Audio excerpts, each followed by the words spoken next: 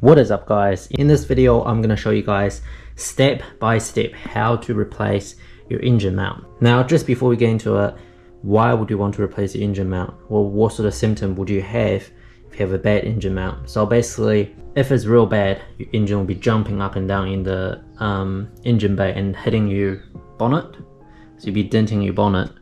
That's the biggest give. But if it's not super bad but it's getting bad, basically when you accelerate hard, especially in low gears, you will notice your shifter, it's like, or your whole transmission is rotating left and right like that, because the engine is wanting to torque, compression and tension on each side of the engine mount. Basically, when you're in low gear, your shifter will be like wobbling crazy. So yeah, that's another really easy to tell symptom, and mine is starting to do that. So I'm going to replace the passenger side for me, since mine is a mine is a right-hand drive car. For you guys in the States, it will be the driver side. For me, it's the passenger side.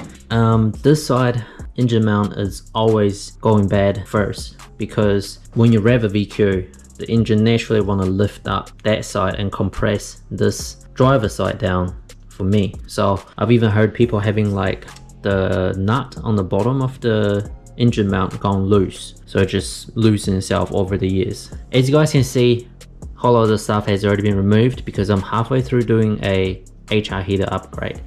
So I thought, might as well replace my engine mount. Without further ado, the first thing you want to do is basically you would have an intake here. You want to remove the intake, and then you want to remove the exhaust heat shield, which is 4 bolts on the regular DE exhaust, which you can easily get to just by using regular spanner and 10mm.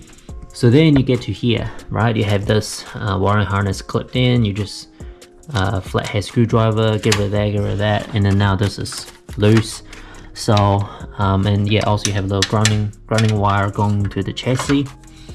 So yeah, you want to loosen that as well, so you give yourself quite a bit of room. You can see that's the top bolt for the engine mount. So what I'm going to do is I'm going to loosen that bolt. I think it's a 14mm. Alright, finally got this little demon bolt out. It's almost rounded, so I have to use my socket extractor. So you can see here's the bracket just comes off for the starter wiring harness. So I've also zapped off the both 17 on each side on the bottom.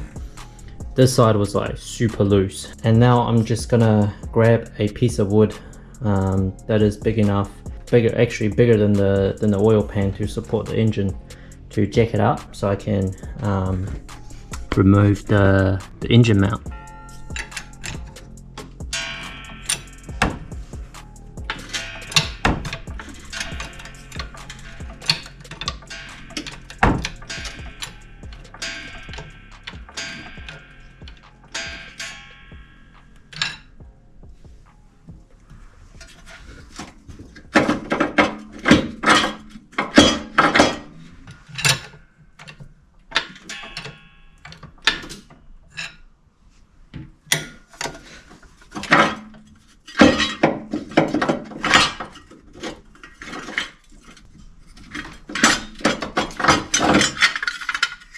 Alright, here's the engine mount.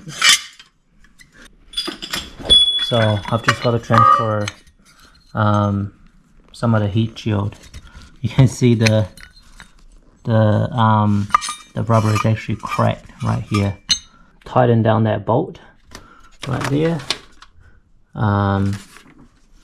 and just gonna slowly drop the engine back, and then don't forget to, once the engine is sitting in there, don't forget to tighten that 17 in the subframe, and yeah, torque it down, and that's how you replace your engine mount.